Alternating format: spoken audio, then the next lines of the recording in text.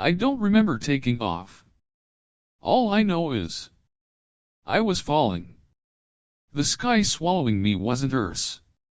Colors twisted in violent spirals, colors no human had ever named. Warning lights struck crimson across the cockpit. Every alert screamed at once. Not from the ship, but from me. Kale Omega Class Bio-Soldier, Earth Federation. That's all I knew. That, and the serial code etched into my wrist. Bio-response levels critical. Crash in 4. 3. 2. I wanted to scream, but my mouth wouldn't move. The ship spun violently, wings shattered, NAV dead. And then, silence. The impact didn't come like thunder. It came like being swallowed. I woke to breathless stillness. No metal. No screens. Just light breathing, glowing, alive. The trees shimmered like glass veins pulsing with starlight. The ground below me hummed softly, as if listening. But the most shocking thing? I wasn't dead. According to every mission briefing, this planet Alaris should VE killed me in seconds. Toxic air. Mutagenic spores. Fatal neurological bleed. But I was breathing just fine. Better than fine. My pulse was stronger. My skin electric. My body was adapting. Or awakening. And then I saw her. She stepped through the forest glow like it parted for her. Tall. Graceful. Skin the color of starlit dusk. Hair floating like liquid silver. Eyes so bright they silenced my thoughts. She didn't ask who I was. She simply walked up to me. And pressed her hand against my chest. Warm light bloomed from her touch, crawling across my ribs, my throat. Etching something into me. I claim this life form, she said, her voice smooth as gravity. Before the council tears him apart. Claiming, complete. The glow she left on my chest pulsed softly, like a second heartbeat. I stumbled back, breath catching in my throat. Not out of fear. But from the sudden heat radiating through my veins like my body was answering hers. Wait, I managed. What did you do to me? Her expression didn't change. But her eyes, they watched me the way a scientist watches something rare. Or maybe, something dangerous. Behind her, figures emerged, soldiers, or guards maybe. All armed. All watching me like a wild creature that hadn't yet decided to bite or kneel. She raised a hand and they paused, silent, disciplined. Then she turned back to me. You breathe our air, she said. During the season of Lumina, you should be dead. Her voice was a strange harmony of tones, beautiful and alien. I checked my pulse. Still normal. But the scanner on my wrist flickered erratically, unable to read the atmosphere. It flashed red, then green, then a symbol I didn't recognize. I was either stabilizing or transforming. My name is Kale, I said, trying to steady my voice. Federation Scout. I crashed. You were guided, she interrupted. Not crashed. Not by accident. You were sent. The words hit me like a punch. Sent?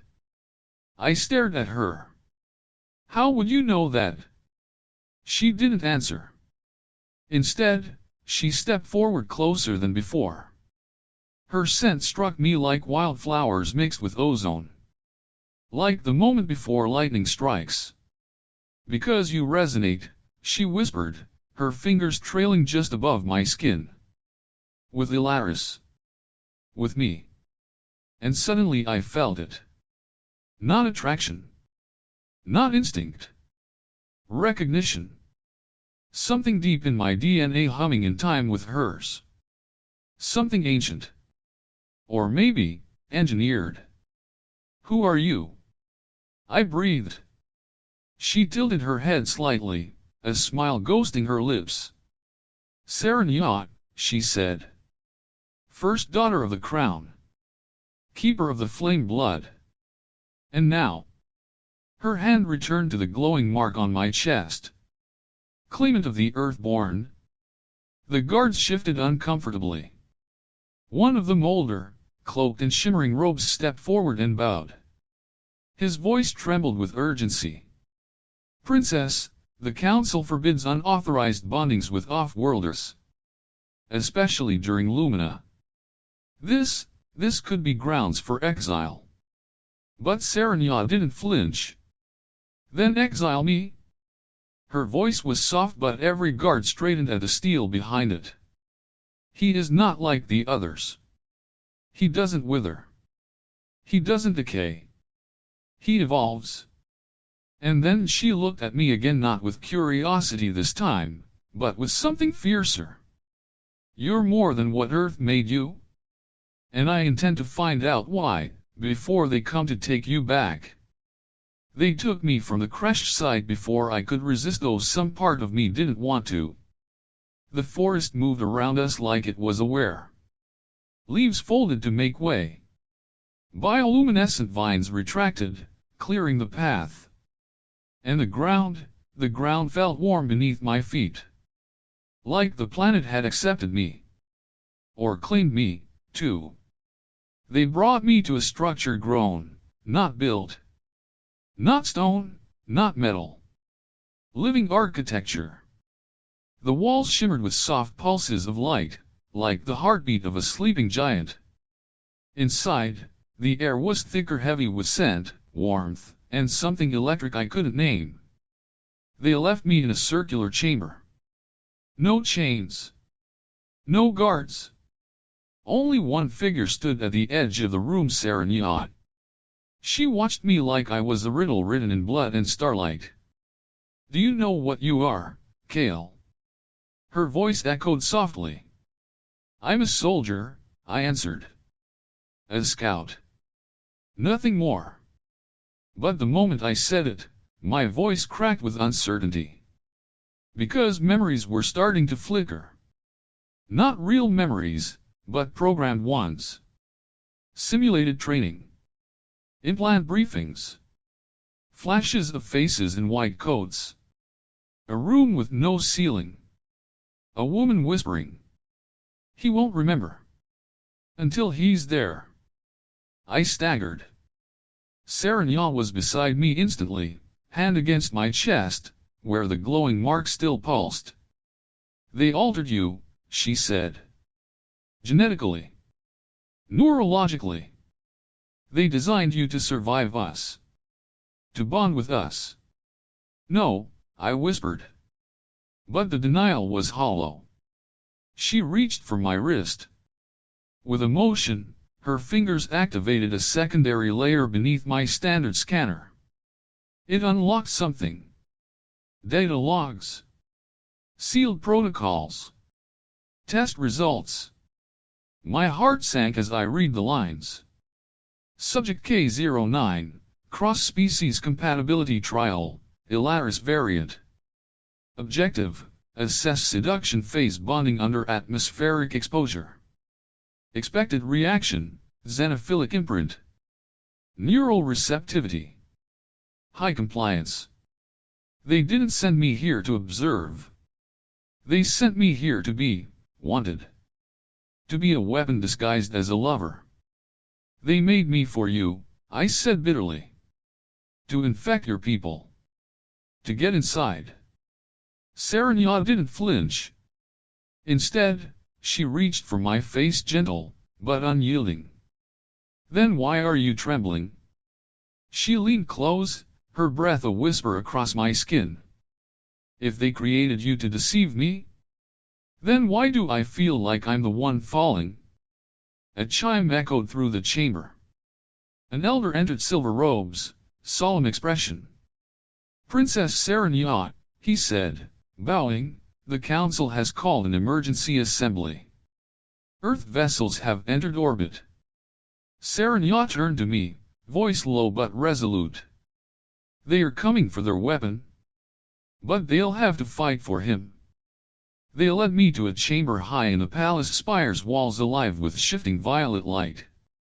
Here, the stars were close. You could almost reach through the glass and touch the 3 moons hanging low in the sky. Serenya stood beside me, her posture calm, but her pulse visible in the glowing veins at her throat betrayed her tension. Earth won't wait long, she said.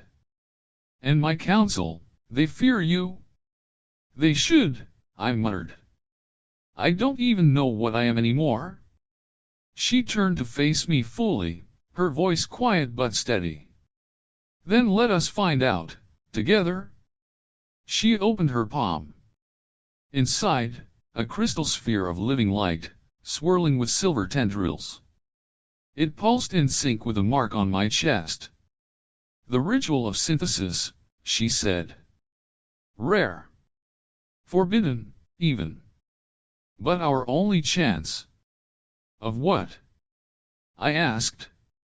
Of proving you're more than what they built. And that I am more than a throne. Before I could respond, the chamber doors burst open. Guards entered flanking a woman clad in dark ceremonial armor, lined with crimson filaments. Her expression was ice wrapped in precision. Ice sharp enough to cut. Lady Virat, Serenya said coldly. I wasn't expecting rats in my sanctuary. Nor I, traitors in my line, Virat snapped. She looked at me like one might inspect a lab sample. So this is Earth's little parasite. Charming. He has a name, Serenya growled. And he's claimed. Claimed. Virat laughed softly. What a primitive excuse for possession. He's Federation property. If you won't dissect him, I will. I stepped forward before Serenya could answer. I'm not property. Not anymore. Virat tilted her head. And yet, the data from your body says otherwise. She tossed a projection sphere to the floor. Holographic strands appeared, my DNA, split, and overlaid with alien genome mapping. Genetic modifications, hormonal amplifiers, pheromonal triggers, Virat murmured. Designed to seduce. To manipulate during your mating season. She looked at Serenya. He's not your soulmate, princess. He's your virus. The words hit hard. But Serenya stepped closer to me, not away. Even if that was true, he still chose me. Then, to me barely a whisper. Didn't you? I met her eyes. I remember the moment in the forest. The touch. The light. The strange ache in my chest when I looked at her. Not programmed. Not artificial. Yes, I said. I choose you. Lady Viretta's expression soured. Then you've both condemned yourselves. She turned, armor glinting like a blade. When Earth comes, don't expect mercy. And don't expect my vote in the council.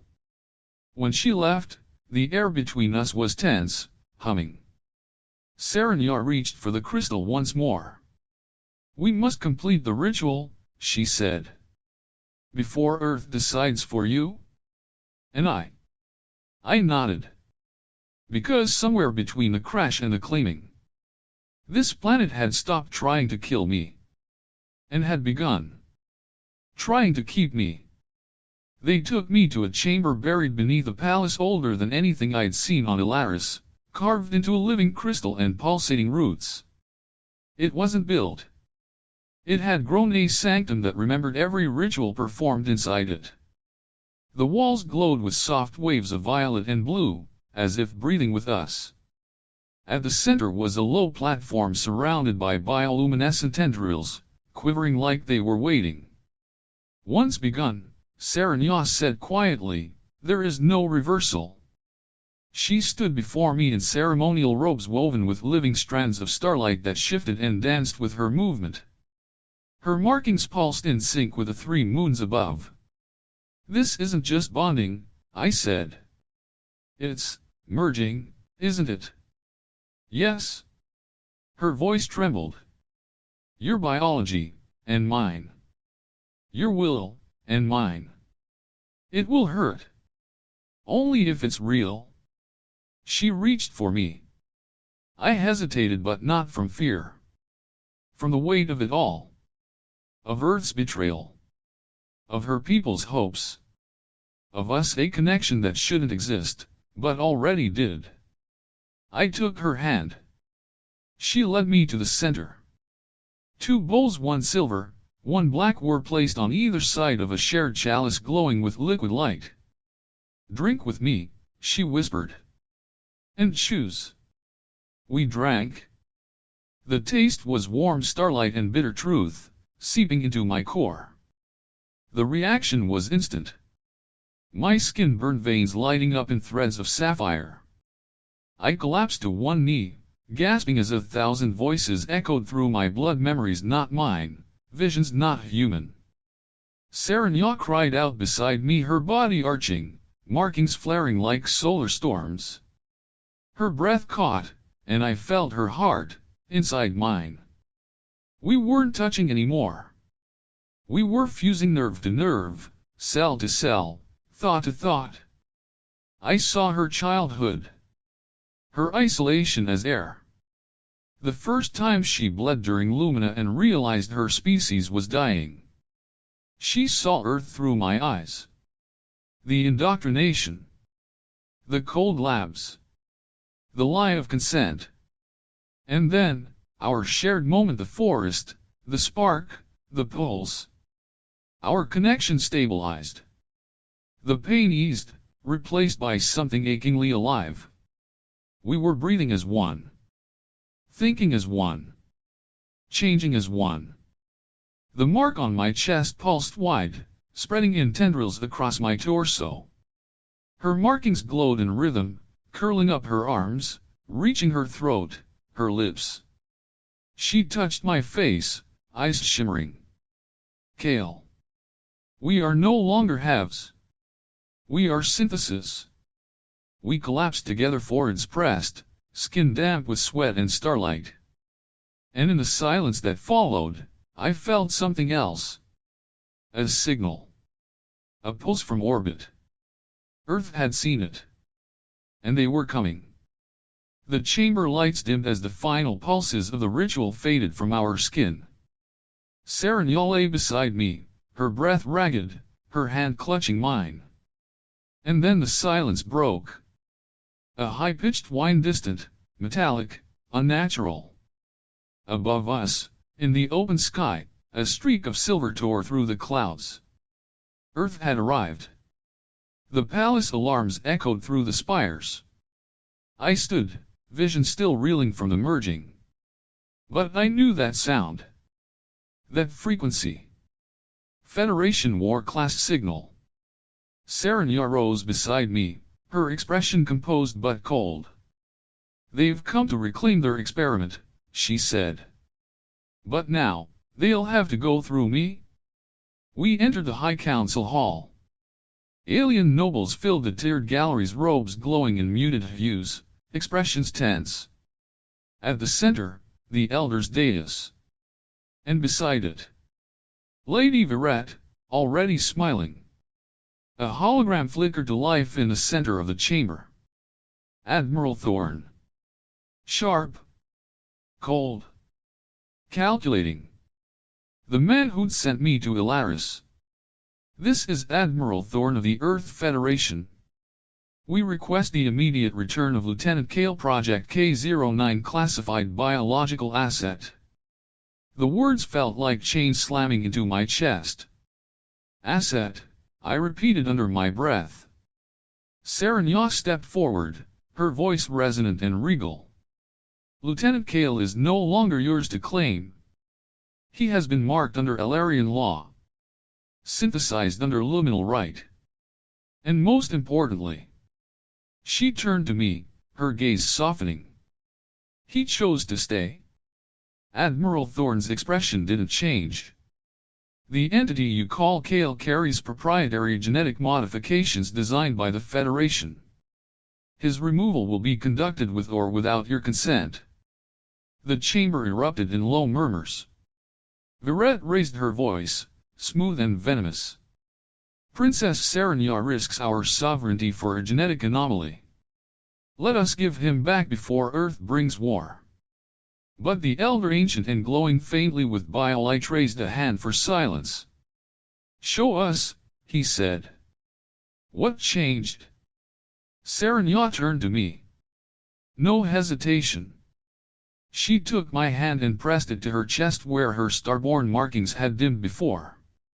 Now, they glowed bright and stable, pulsing in sync with mine. The council gasped.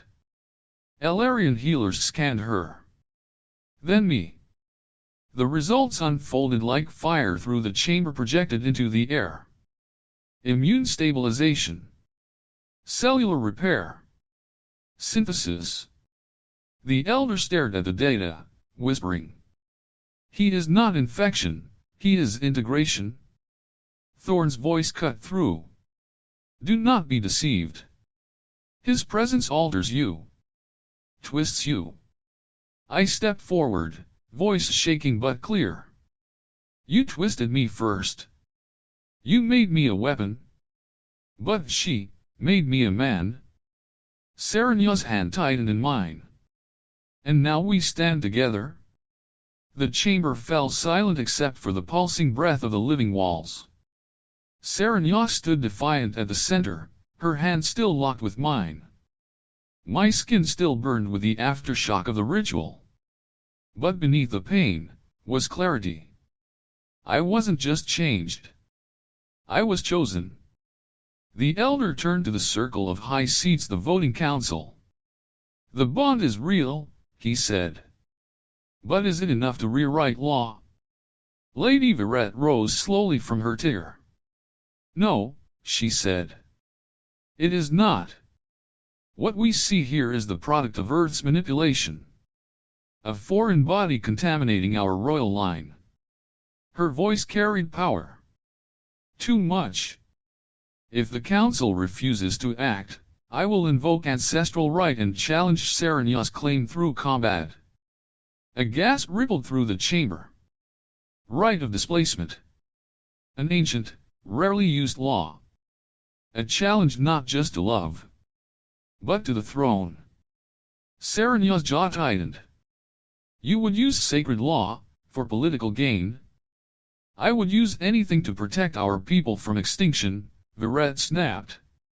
And you, blinded by a human's skin, would lead us into war? The elder hesitated. But tradition had weight. The challenge is valid, he finally said.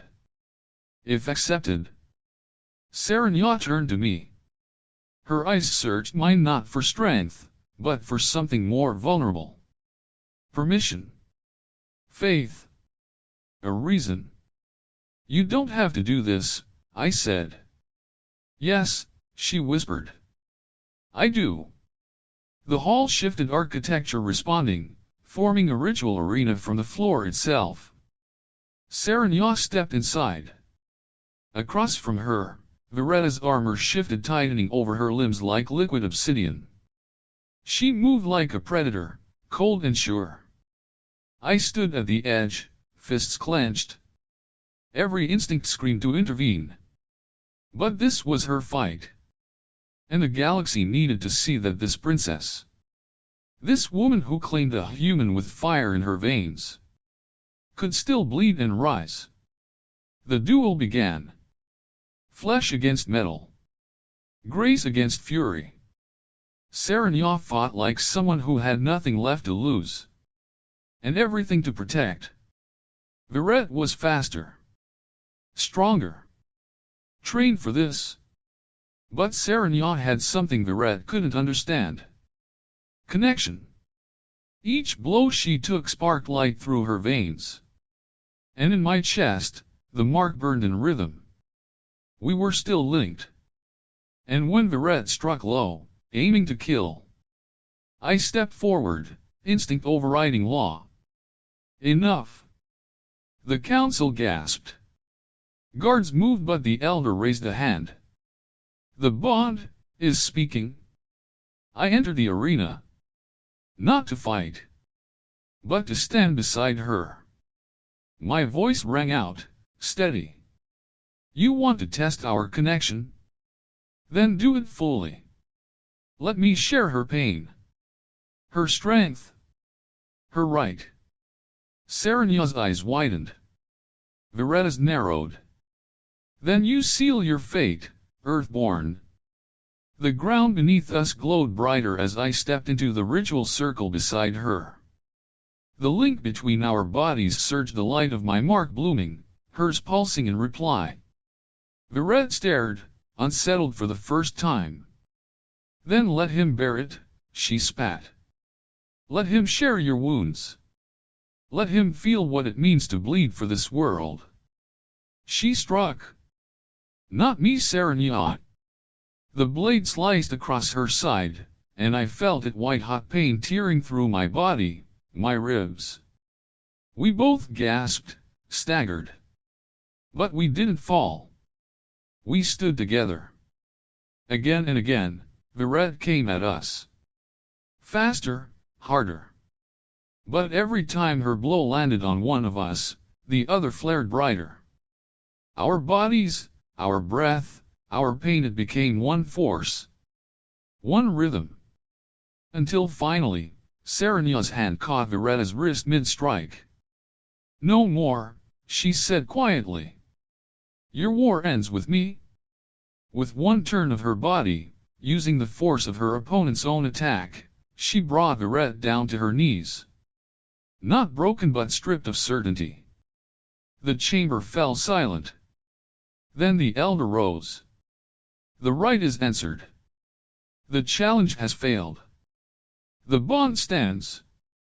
And for the first time, I believed it. I wasn't a weapon anymore. I was part of something living, breathing, becoming. Later that night, as the moons rose over Laris and the sky bloomed with Earth's retreating vessels, I stood with Serenya beneath the ancient tree of blood light. Her fingers brushed mine. You were meant to destroy us, she said softly. I shook my head. No, I was made to be used. But I chose you. She smiled, and for once, it wasn't the smile of a ruler. Just a woman who no longer stood alone. And I chose you back. Her forehead touched mine. The light between our bodies no longer flared, it glowed steady, like something permanent. Something earned. Together, we walked back into the palace. Not as prisoner and protector, but as one. Sometimes, the greatest revolutions don't begin with weapons, but with a choice to reach out, instead of pull away. He was made to deceive. She was born to rule. Neither asked for the bond that changed them. But in surrendering to it, they found something stronger than programming, bloodlines, or fear. They found a future no one planned. And a love that rewrote the laws of two worlds. Perhaps we are not defined by where we come from, but by who we choose to become. And who we choose to become that with.